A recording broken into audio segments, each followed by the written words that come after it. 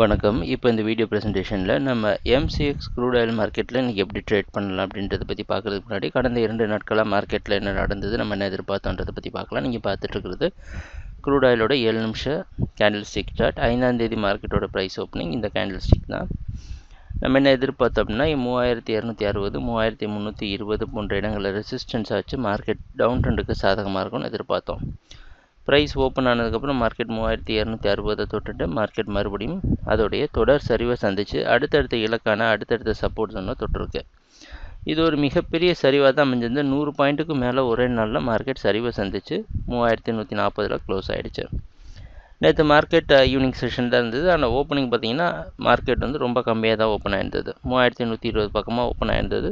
அதுக்கப்புறம் பார்த்திங்கன்னா market profit booking காரணமாக ஓரளவு மேலே போயிருந்தாலும் 3160 ரெசிஸ்டன்ஸை கொடுத்து கீழே அனுப்பியிருக்கு. 3120 மார்க்கெட்டில் ஒரு சப்போர்ட் ஆகி மார்க்கெட் மறுபடியும் படிப்படியாக மேலே போய் 3200 பக்கமாக க்ளோஸ் ஆகிருக்கு. இதுதான் நேற்று மார்க்கெட்டில் நேற்று முழுமையான ப்ரைஸ் ஆக்ஷன். இன்றைக்கி என்ன செய்யலாம் அப்படின்னு பார்த்தோன்னா, இன்றைக்கி மார்க்கெட்டோட ப்ரைஸ் ஓப்பனிங் 3220க்கு கொஞ்சம் மேலே ஓப்பன் ஆகிறதுக்கு வாய்ப்பு இருக்கிற மாதிரி வெளிநாட்டில் இருக்க NYMEX மார்க்கெட் வச்சு பார்க்குறப்ப தெரியுது.